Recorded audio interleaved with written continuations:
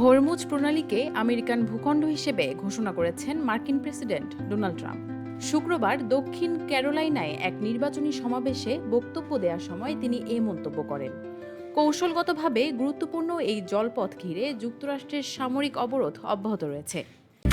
Lily whip shea mystic glowing body wash, secret to ultimate glow. ইরানের সঙ্গে চুক্তি আদৌ করার প্রয়োজন আছে কিনা এমন প্রশ্ন তুলে ট্রাম্প বলেন, তেহরান চুক্তির জন্য অত্যন্ত আগ্রহী হলেও যুক্তরাষ্ট্র এখন হরমুজ প্রণালী নিয়ন্ত্রণ করছে। তিনি বলেন, আমি এখন হরমুজ প্রণালীকে আমেরিকান ভূখণ্ড হিসেবে দেখি। ট্রাম্প দাবি করেন, ইরান যাতে পারমাণবিক অস্ত্র তৈরি করতে না পারে তা ঠেকাতেই যুক্তরাষ্ট্র হস্তক্ষেপ করেছে এবং তেহরান কখনোই পারমাণবিক অস্ত্র অর্জন করতে পারবে না।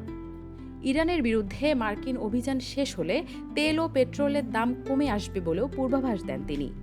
নিজের প্রেসিডেন্ট থাকার আগের সময়ের কথা উল্লেখ করে ট্রাম্প বলেন, তখন প্রতি গ্যালন পেট্রোলের দাম $2-এরও নিচেই ছিল।